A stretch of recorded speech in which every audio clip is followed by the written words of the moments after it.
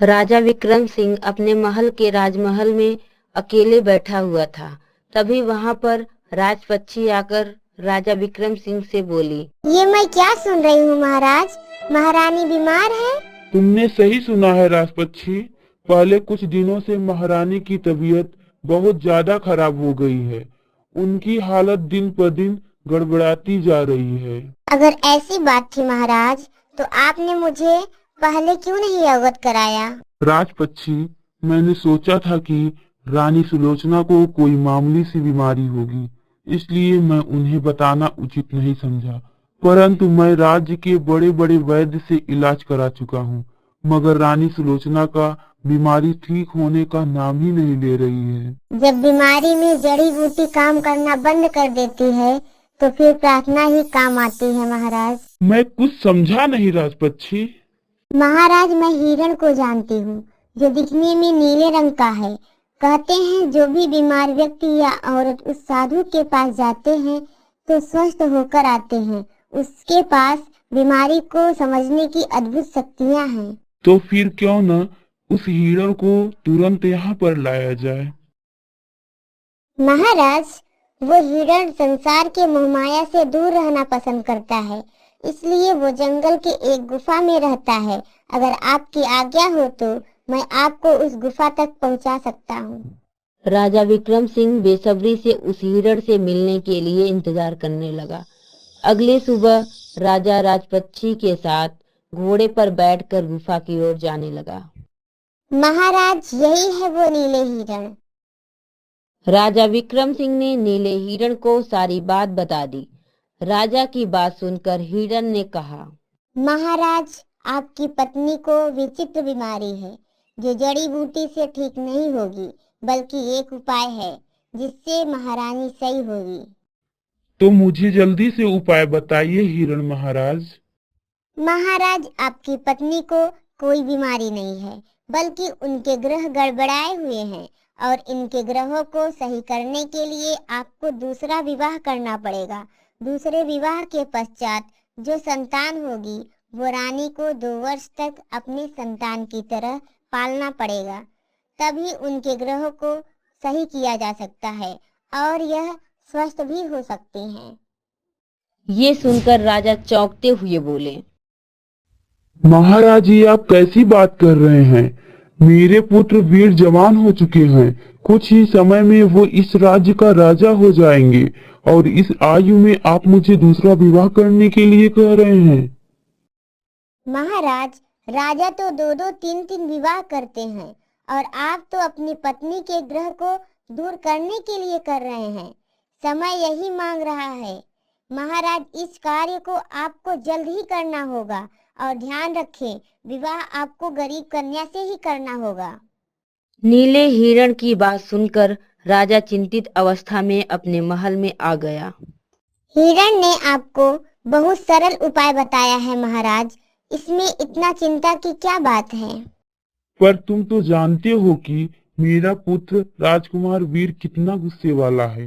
कहीं वो मेरे दूसरे विवाह को गलत ना समझ बैठे। उसके दिमाग में ये गलतफहमी ना आ जाए कि मैं उसका अधिकार मैं अपने दूसरे पुत्र को देने की सोच रहा हूँ। ऐसा कुछ नहीं होगा महाराज, मैं राजकुमार वीर को समझा दूंगी। वो सब तो ठीक है राजपक्षी, लेकिन मैं दूसरा विवाह करूँ तो किससे करूँ। आपको उसकी चिंता करने की कोई आवश्यकता नहीं है। नीले हिरण ने बताया है कि आपको किसी गरीब कन्या से ही विवाह करना होगा, पर मैं ऐसे गरीब कन्या को जानती हूँ जो राज्य से दूर एक झोपड़ी में रहती है। उसका नाम फूलमती है। उस बेचारी के पास बरसात से बचने के लिए एक छत भी नहीं है। तो ठीक है, हम स्वयं वहाँ पर जाएंगे और बात करेंगे। अगले दिन राजा विक्रम सिंह राजपक्षी के साथ जंगल में बनी हुई उस झोपड़ी के अंदर चले गए, जहां पर एक सुंदर स्त्री बैठी हुई थी। राजा विक्रम को देखकर चौंकते हुए बोली, इस गरीब अनाथ के घर महाराज स्वयं पधारे हैं। क्या मुझसे कोई गलती हो गई क्या महाराज। तुमसे कोई गलती नहीं हुई है फूलमती। दरअसल मैं तुमसे विवाह करने की बात करने के लिए आया हूँ। महाराज तुमसे विवाह करना चाहते हैं फूलमती। ये सुनकर फूलमती संकोच नजर से राजा विक्रम सिंह की ओर देखने लगी। तुम अनाथ हो, अगर तुम्हारा महाराज के साथ विवाह हो जाएगा तो तुम्हें एक पति मिल जाएगा और तुम अपनी जिंदगी रानियों की तरह व्यतीत करोगी।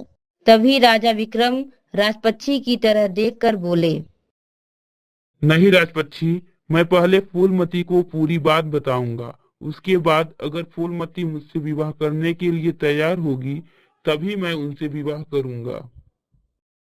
इतना बोलकर राजा रानी सुलोचना के बीमारी की और साधु के उपाय की बात बताते हुए बोले, और इसलिए मैं तुमसे विवाह करना चाहता हूँ।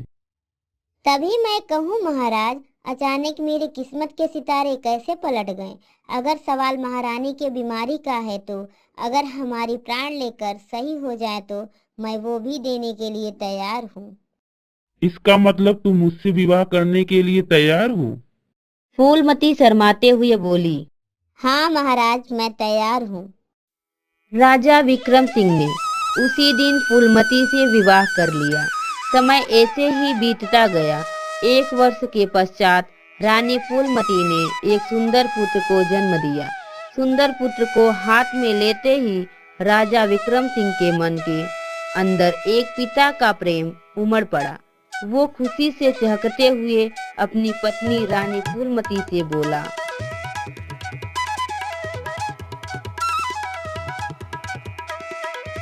फूलमती, आज तुमने मुझे प्रसन्न कर दिया। आज से हमारी संतान का नाम विजय है। महाराज जाइए, हमारी संतान को महारानी सुलोचना को दे आइए। अब मैं अपने पुत्र को 2 वर्ष बाद ही देखूंगी। मुझे तुमसे यही उम्मीद थी फूलमती। राजा विक्रम अपनी पुत्र को सुलोचना को दे आया और उस दिन से विजय की परवरिश रानी सुलोचना अपने पुत्र की तरह करने लगी। और ऐसे ही 2 वर्ष बीत गए। 2 वर्ष बीतने के पश्चात रानी सुलोचना अपने पति राजा विक्रम से बोली,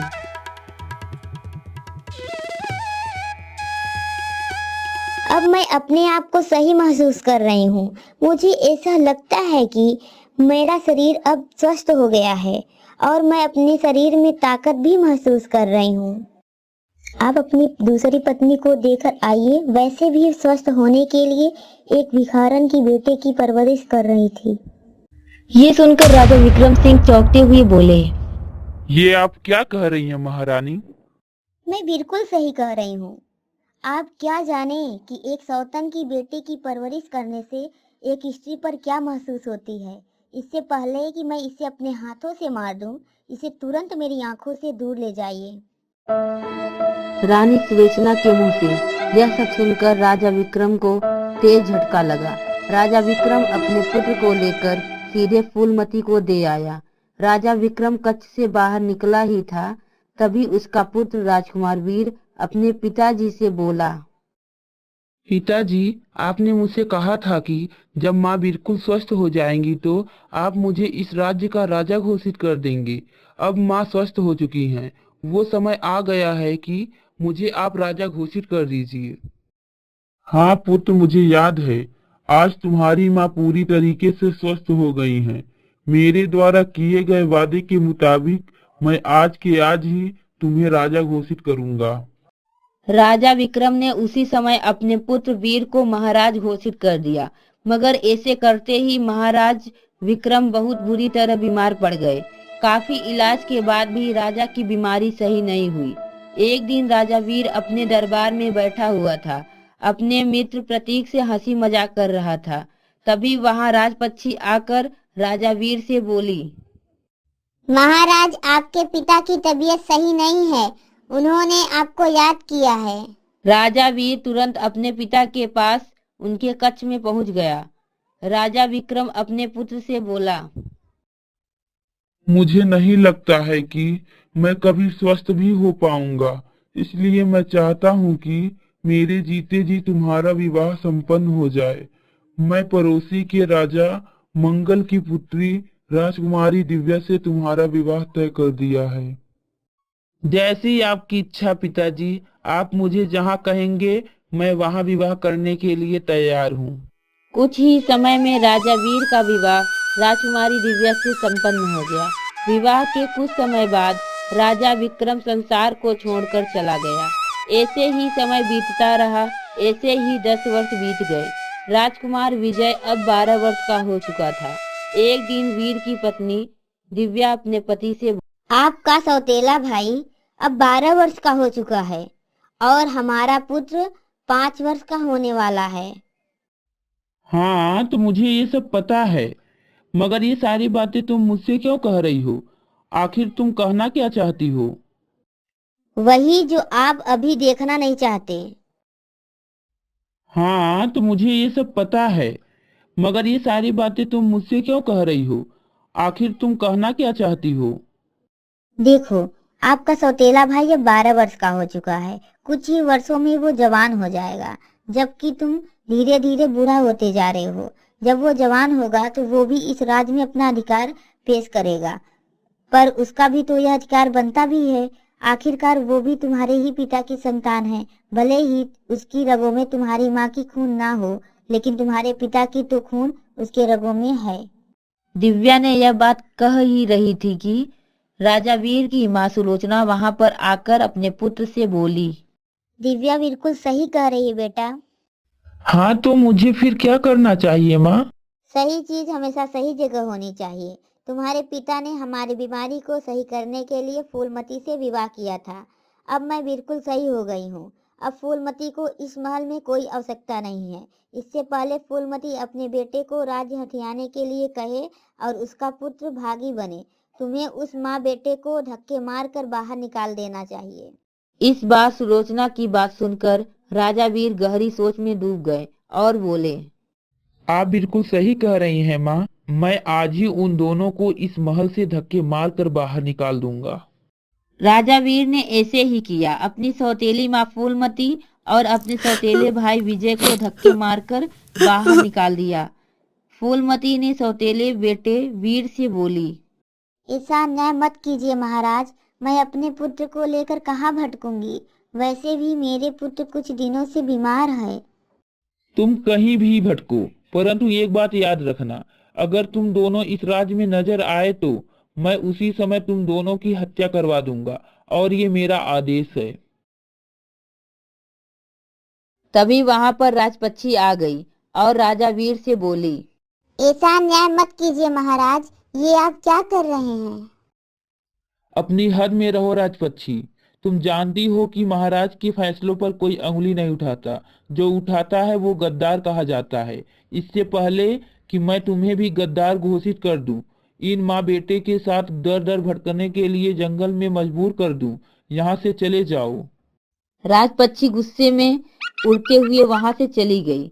बेचारी फूलमती अपने 12 वर्षीय पुत्र विजय को लेकर जंगल की ओर चली गई। फूलमती के पुत्र वैसे भी बीमार था। बहुत दूर चलने के बाद विजय का गला प्यास से सूखने लगा। वो अपने माँ से बोला। Thank you for watching my videos. Please like, share, comments and subscribe to my channel.